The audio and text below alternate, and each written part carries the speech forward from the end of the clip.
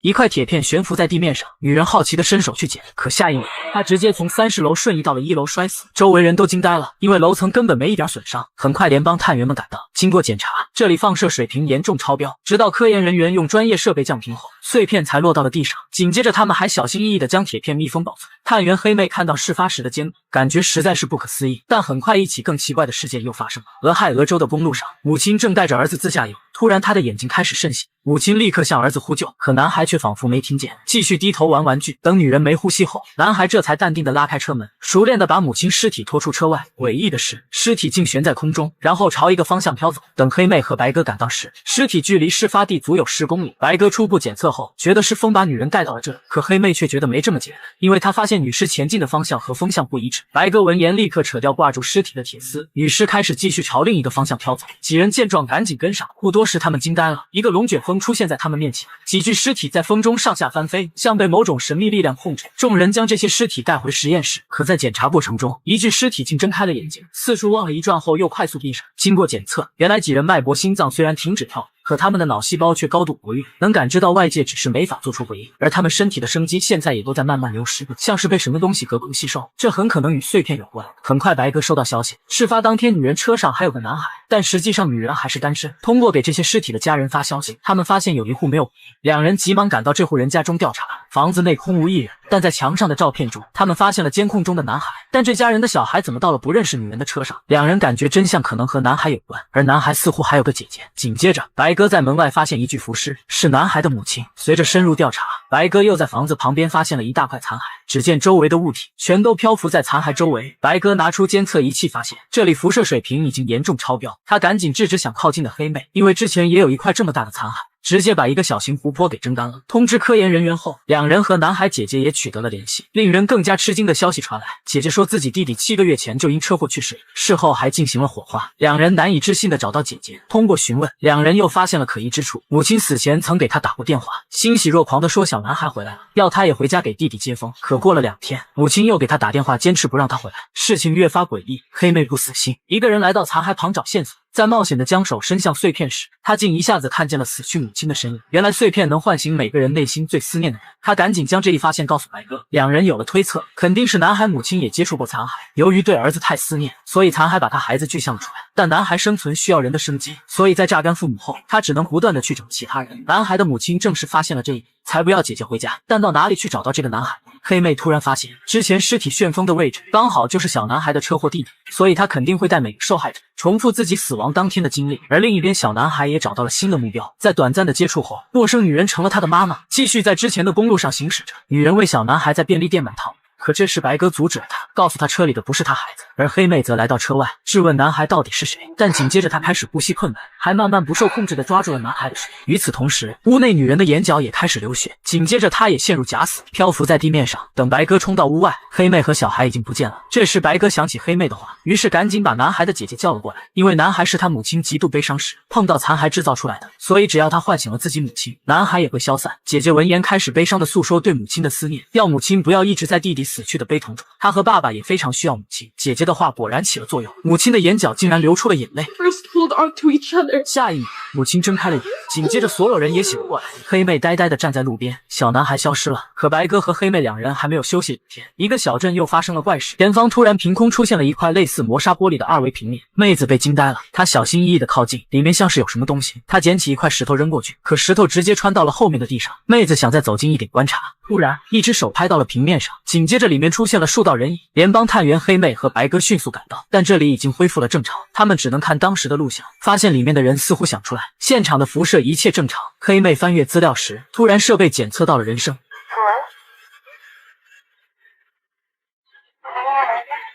紧接着，现场的其他人员也听到了这段语音，里面的人竟说自己看见了他们营地的光，也就是说2维平面依然在这里，只是他们现在看不见。就在这时，2维平面再次出现，通过调试声音频率，黑妹成功和里面的人开始对话。紧接着，她得到一个惊人消息，对方是2019年消失的高中生 Nico。黑妹问他能不能看见他旁边的人， Nico 却说自己是独自一人。黑妹还想问点什么，可电磁场却突然剧烈波动起来。紧接着2维平面再次消失，科研人员告诉两人，他发现当 Nico 情绪越激动时，信号越稳稳定。两人于是找来了妮蔻的父亲。白鸽告诉妮蔻父亲，他的女儿还活着，只是误入了二维平面，现在要他来，就是希望妮蔻听到他的声音，然后变得激动，更有利于他们找出救人的方法。几人说话间，二维平面再次出现，父亲在黑妹两人指引下提问。妮蔻这次竟说自己能看见父亲，还说自己已经被困了好几个小时。黑妹和白鸽惊呆了，明明已经过去了20年，为什么妮蔻只感觉过了几个小时呢？科研人员解释，不同的维度时间也不一样，但现在妮蔻能和我们同步对话，这说明周围一定有东西在影响二维平面，让我们摆脱了时间的约束。果然，在对周围绝地式搜索后，在平面200米处，他们找到一块神秘残骸，这里辐射水平严重超标，但他们却不是第一个来这里，有人已经提前抵达。但诡异的是，两人搜查一番后，并没有发现其他人，但当下还是救人最重要。科研人员评估后发现，这是一块宇宙飞船的碎片，功能可能是穿越宇宙维度，目前还处于运作状态，所以导致了二维平面的出现。紧接着，众人还找到了另一块飞船残片，但这块残片已经没有能量了。众人赶紧将残片带到了场地附近，注入电磁能量，再通过不断的调试，二维平面再次出现，并且随着残片的移动，二维平面竟变成了3维空间。大家已经能看清里面妮蔻的身影。黑妹要妮蔻走出来，可奇怪的是，她还是出不来。更糟糕的是，3维空间并不能持续很长时间，正在急速坍塌。黑妹想到，既然碎片能破开宇宙维度，那么将另一块残片放入其中，是否能打开妮蔻的空间呢？果不其然，碎片一放入，小空间就开始破裂，妮蔻成功将手穿了过来。黑妹见此，一把将她拽出来。众人成功了，不只是妮蔻，历史上所有进入二维平面的人里都全部出现。可黑妹和白鸽还没休息2天，又一处超自然现象发生了。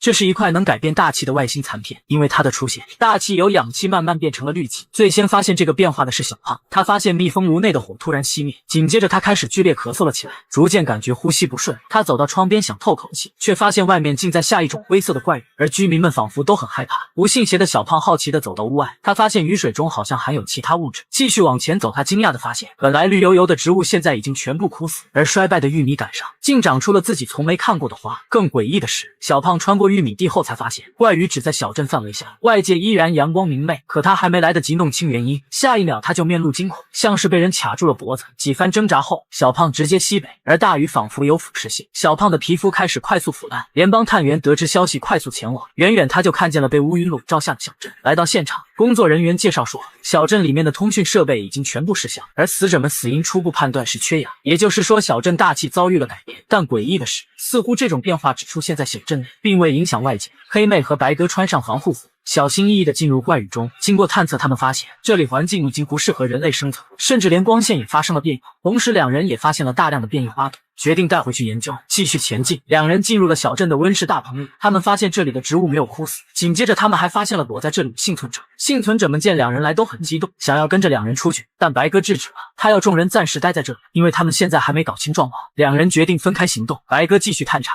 而黑妹则将变异植物带回去分析。很快研究结果出来了，变异花朵是外星植物，它们光合作用产生的是氯气，看来肯定是小镇里存在的外星残骸造成的。果然，经过搜寻，白鸽在小镇云层的最下方发现了一块外星飞船的残骸。残骸还在运作，它就是小镇大气环境改变的罪魁祸首。现在只要把它降频处理，小镇就能恢复正常的环境。但科研人员却说事情没这么简单，因为幸存者们已经发生了变异，他们的红细胞只能携带氯气而不是氧气。换句话说，他们已经不再适合地球的环境，一吸入氧气就会死。而这时白鸽也收到了个坏消息，小镇上方的云层开始向周边扩散，他们必须立刻将残骸降频。白鸽决定放弃小镇内的小部分人，但黑妹却觉得这么做太残忍，但现在不立刻处理就会有更多人死亡。危急时刻，黑妹想到之前他们处理过代号489的外星残骸，能使人进入假死状态。她想用这个残骸将小镇居民全部封刻，等以后科技水平达到再来解救他们。她的意见很快被批准，489残骸被科研人员送了进去。随着电磁能量的注入，残骸发动了能力，下一秒所有幸存者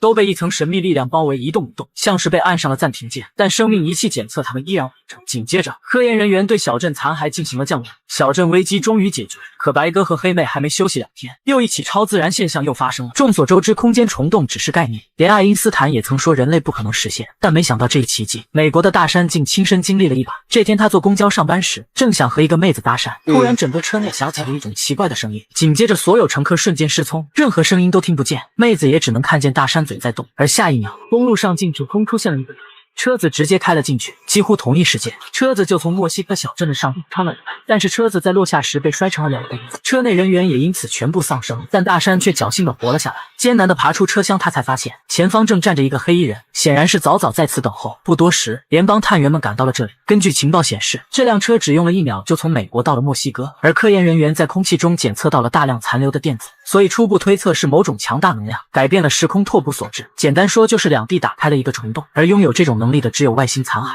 同时，他们也发现了爬出车厢的大山，但大山已经被人一枪击毙，而头皮也被挖掉了一块。白哥和黑妹推测这件事一定有某个势力的参与，是他们在试验外星残骸的能力。两人来到公交车消失的地方调查，突然诡异声音再次响起。白哥和黑妹迅速环顾四周，想找出声源位置，可科研妹却说这次声音的辐射范围是整个城市，但突然诡异声波消失了。黑妹觉得这次肯定是神秘组织在调试，对方想制造一个超级虫洞，把整个波士顿全吸进去，阻止对方刻不容缓。晚上黑妹翻阅资料时发现，在俄罗斯一起类似的虫洞案件中，事发现场有2台互相对着的挖掘机，而且挖斗都伸开着。这时黑妹突然想到什么，赶紧打开地图，果然在公交车事发地两边各有一根电塔，这说明要开启虫洞，两边必须有钢制导电杆，而诡异声波正是虫洞开启前残骸充电的声音。如果对方想让整个波士顿消失，那么必须要有2个非常巨大的金属建筑，而城市里最好的选择便是外部都是金属的帕克大厦和莱克大厦。两人立刻分头行动，果不其然，白哥在帕克大厦顶楼发现了附在上面的残骸，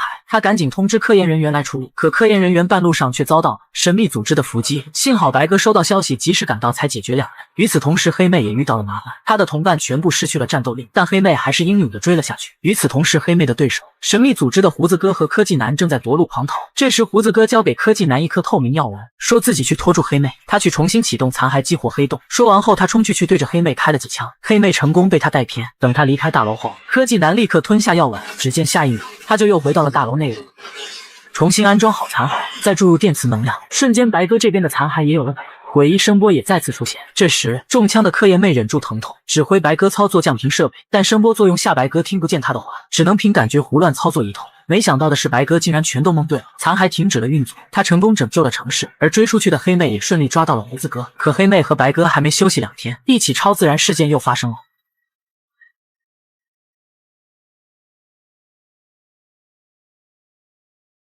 科研人员发现了一具奇怪的尸体，尸体周围悬浮着许多细小颗粒，当电子设备一靠近就可以无线充电，看得科研人员都想抱一具回家。而小屋内这样的充电宝共有3具，但不可思议的是，这些千年干尸其实才死亡1天，他们的生命就好像被什么东西给快速吸走一样。能造成这一切的只有外星飞船残骸，可尸体主人的平均年龄高达90岁，连走路都困难的他们，谁又会想要他们的生命力？由于小屋周围没有监控，白哥和黑妹都一筹莫展。这时工作人员告诉他们，又有2名老人失踪了，两人立刻前往调查。在路上，黑妹翻看当地警方提供的监控，发现2名老人失踪前都与一对小情侣有关，但从画面上看，老人们都是自愿跟他们走的。随后在老人失踪地不远处，两人发现了一辆汽车，车上也有超高的辐射，并且有很多老人的衣服，看来这就是嫌疑人的车。白哥决定在这辆车上守株待兔。与此同时，又有一个老人被一群年轻人带着来到了森林深处，只见小帅从包里拿出了一个外星残骸，他告诉老人不管发生什么都要报警残骸。老人接过残骸后，神奇的一幕发生了，只见残骸上微微发出红光，紧接着老人直接回到了18岁的样子，他不可思议的用手触摸自己的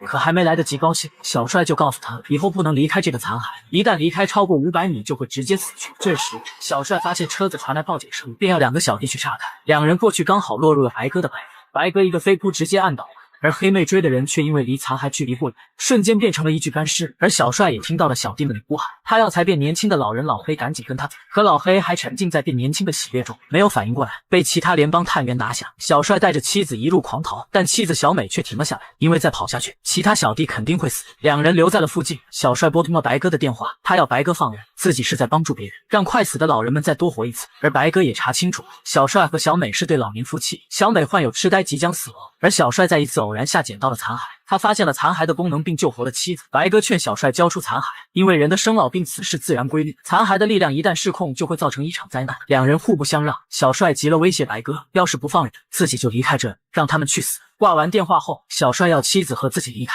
但妻子却叫停了他，还劝说他交出残骸，因为他已经活得够久了，和丈夫度过了一生已经非常满足。人生不在于长度，而在于宽度，自己已经活得很精彩了。最终，小帅答应了妻子，他将残骸放在地上，然后打电话通知了白鸽。紧接着，两人十指相扣离开了人间。白鸽也顺利拿到了残骸，可还没等他缓口气，又一起超自然事件发生。女人正在疯狂逃命，还不时回头查看，但奇怪的是，她身后根本没人。慌不择路下，女人闯入一个工厂，看到前方的工人，她激动地上前大声求救。可当她走近后，看见地上一具具和自己同样穿着的尸体时，她心里瞬间万匹草泥马跑过。看来自己这是送菜上门了。果然，工人小胖看见女人后，立马关上了门，然后立刻呼叫同伴围堵她。女人转身想从刚才进来的地方逃离，可到了入口才发现这里已经被小胖同伙堵住了。无奈她只能转身再次进入工厂。她将自己藏在裹尸袋中，大气都不敢喘，疯狂祈祷男人不要发现自己。可下一秒，男人还是看出了她的伎俩，拉开拉链就要去抓她。女人当即激烈反抗了起来。可诡异的事情发生了，女人竟直接从男人身体中钻了过去，而裹尸袋却留在了男人身体内。男人瞬间双眼充血，他不敢相信自己就这么死了。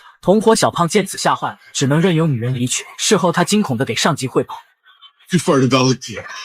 原来这里是专门研究外星残骸作用于人体的秘密组织，但其实他们已经被联邦调查局盯上了。上司要白鸽和黑妹捣毁该组织，并解救出里面无辜的人。两人于是立刻前往。行驶到一半时，道路上一个女人的突然出现，吓了他们一大跳。但是当他们下车后，却发现什么也没有。白鸽认为女人不是幻觉，肯定就在附近。这时他发现水潭里的水竟在不停震动，但现在并没有刮风。白鸽仿佛明白了什么，他抓起一把土就往前撒去。诡异一幕发生了，空气中竟慢慢浮现出一个女人。女人非常害怕，她以为眼前的人也是来抓她的。善良的黑妹赶紧安慰女孩。两人发现女孩被植入了外星残骸，这才导致她有种种特殊能力。派人将女孩保护起来后，两人继续朝神秘组织进发。而距离目标越近，周围的辐射水平也越高。终于，两人发现了秘密组织的入口，一行人悄悄闯了进去。在这里，他们解救了许多像女人一样的实验体。随后，在一个房间，他们发现一个悬浮球体。神秘组织究竟想干什么？而这时，实验人员也终于察觉到异常，看见黑妹，他们就想去按报警器，然而却被人一枪干掉。而枪声也惊醒了组织人，随即双方开始激烈交火。可没想到的是，慌乱中，黑妹在一个角落里竟发现了自己父亲。她不明白父亲明明已经死了，又怎么会出现在这里？两人高兴地拥抱在一起。晚上，黑妹父亲向两人说了所有真相。原来他是被神秘组织从墓里挖出来的，在赋予了他一片外星残骸后，自己再次活了过来。因为神秘组织需要他在物理上的研究，去找一块终极残骸，而这片残骸具有改变世界的能力。可没等黑妹和父亲团聚2天，又一起超自然现象发生了。男生为了救自己妹妹，奋力从陡坡冲下，一个猛子扎进了海水中，可水里根本没有其他人，但男生还是拼命地往下游。这时水下出现一大块神秘金属，男孩熟练地游了进去，然后一动不动，眼看就要憋死时，一道白光闪过，紧接着他居然又回到了家中。他开始大声呼唤自己妹妹，可回应他的却是一个小男孩。小男孩大声说自己是他的弟弟，家里根本没有所谓的妹妹。男生听到这个消息，忍不住崩溃痛哭。没有办法的他叫来了联邦探员，可还没等探员白鸽和黑妹自我介绍，男生小帅就说出了两人的名字。白鸽和黑妹都很诧异，而令他们更加震惊的事情还在后面。原来小帅和妹妹在潜水时无意发现了一块可以穿越时空的外星残骸，两人穿越了很多次，但在有次穿越之后，妹妹却不见了。家里莫名其妙多出个不认识的亲弟弟，现在他找两人来，就是要他们帮自己找到妹妹。白鸽认为小帅在扯淡，可小帅却说这句话自己前几次穿越时就听过。见两人不信，他开始继续说后面会发生的事。You see, every time you come here, you get my story. We call your father George. He's in Oregon. It's about we'll figure this out. It's time I learn a little bit more. 见此情况，两人有点懵逼。黑妹无奈只能打电话询问父亲老黑。老黑听到小帅的描述后，当即劝小帅不要再进行穿越了，因为这样会造成各个平行宇宙崩溃。但小帅现在只想找到妹妹小美。他趁白鸽和黑妹谈话时，再次跳进深海，进行了时空穿越。等白鸽发现时，已经为时已晚。时间又回到白鸽前往小帅家的路上，但不同的是，白鸽搭档已经变了。两人来到小帅家，当小帅看见白鸽身边陌生的搭档时，他毫不犹豫再次跳进深海。而因为小帅的不断穿越，不同的平行宇宙里，白鸽的搭档也在不断的改变。在更换了几十次后，他终于穿越回了白鸽和黑妹搭档的时空，但他的妹妹依旧没有回来。小帅决定继续穿越，可这次白鸽提前发现了他的动作，也跟着跳进了深海。两人同时进入残骸进行了穿越。时间回到2小时前，白鸽这次有了记忆，他愤怒地把小帅铐了起来。You did not do what George said to do. 由于小帅的不断穿越，时空开始产生裂缝。当前时空里的白鸽搭档见此，立刻要派人来取走残骸。My partner, I don't even know what your name is. 紧接着，白鸽利用权限得到了黑妹电话，可这个时空的黑妹是个接线员，而且父亲老黑也早就过世了。没有办法，白鸽只能解开小帅，两人再次跳海进行了穿越。可穿越回去后，白鸽发现搭档依旧不是黑妹，他去找到小帅，可没想到这次开门的正是小帅苦苦追寻的妹妹。而现在的时空裂缝已经遍布整个房间，透过裂缝甚至可以看到各个平行世界。而白鸽此时的搭档见此，又要去叫人来处理残骸。妹妹小美一听，于是抢先一步跑了出去，白鸽紧跟其后，但还是晚了。时空再次穿越，这次小美打开门，看到的是黑妹和她在这个时空的搭档。白鸽却穿越到了小帅旁边，经过小美的解释，黑妹相信了他的话。而白鸽在其中一次穿越中，那个时空的黑妹告诉过他解决办法，但还没说完，现实就被重置了。他只得到4个字：双向偏差，但不知道具体怎么操作。他要黑妹问老黑，可这个世界的老黑也已经死了。没办法，黑妹和小美再次跳海，成功穿越到了有老黑的平行宇宙。黑妹和小美汇合后，给老黑打了电话，终于得知了双向偏差的含义。We both have to jump, but at the same time. Because it has to end the way it began, so we can get back to the beginning and repair the damage across all realities. 此刻联邦调查小组也即将赶到，等他们带走残骸就来不及了。两人赶紧来到时空裂缝前，让白鸽把手表时间调得和自己一样，2分钟后同时进入残骸，就能回到正确的时空。2个时空的4人同时出门，而时空裂缝已经快要把整个房子吞噬，看来时间快到了。4人进入海底，在同一时刻进入了外星残骸。时空穿越启动，白鸽和黑姐成功了，但他们仿佛也忘记了时空穿越的事。而小帅也成功找回了小美，外星残骸也被联邦调查局带走。可黑妹和白鸽还没休息2天，又有超自然现象发生了。女人趁丈夫孩子熟睡，悄悄开车来到一处荒地，她面无表情的下车，像是丢了魂一般，径直走向山谷深处。而诡异的是，这里已经聚集了一群人，他们全都面朝东方，呆呆的站着一动不动。女人慢慢走到自己的位置站好，加入了队伍。调查人员赶到后发现，无论怎么喊叫，他们都没有任何反应。突然，队伍里一个女人笑了起来，几人还没反应过来，所有人竟都开始大笑，整片山谷里都回荡着他们瘆人的笑声。